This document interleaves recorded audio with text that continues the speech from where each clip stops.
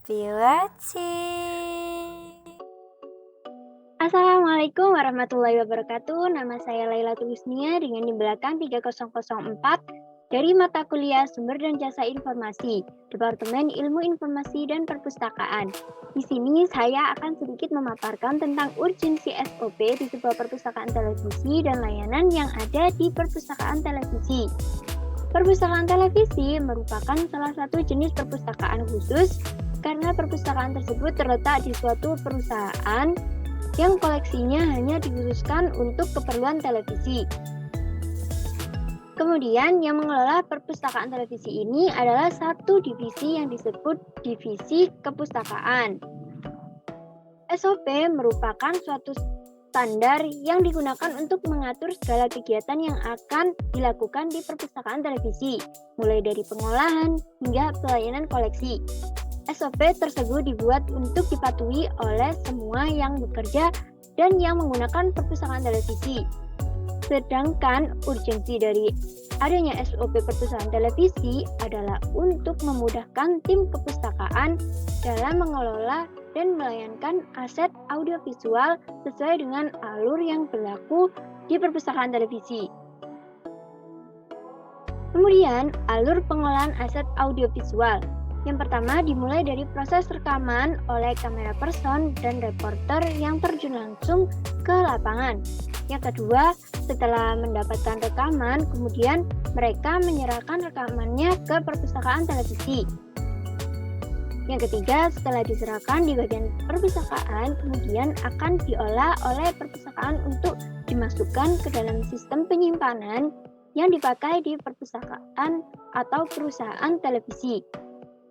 Keempat, sambil dimasukkan di sistem aset rekaman tersebut diberi identitas sesuai SOP, misalnya judul, tanggal pengambilan rekaman, nama kamera person, dan reporter.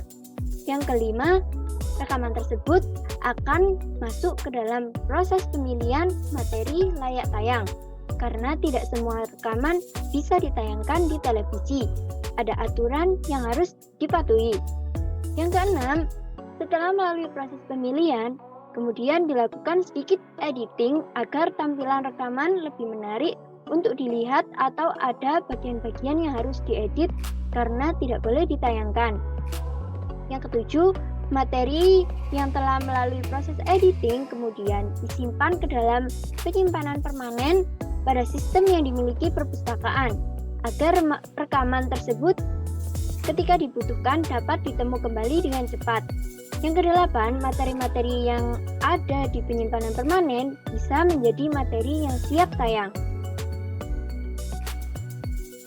Pengunjung dari perpustakaan televisi biasanya adalah produser, kamera person, programming, editor, ataupun sales marketing televisi.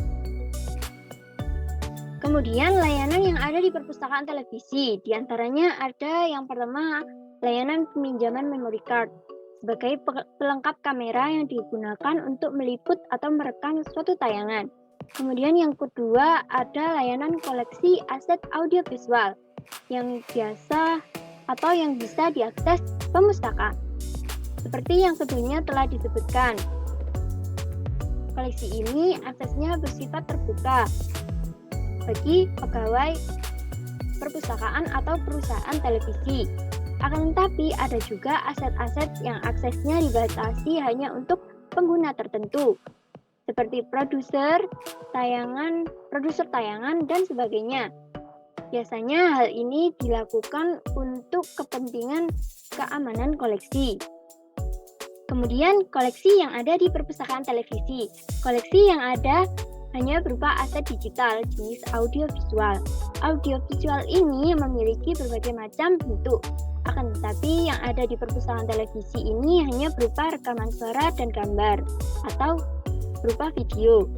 Yang pertama ada dari hasil liputan atau rekaman, yakni dari kamera person yang baru saja selesai meliput.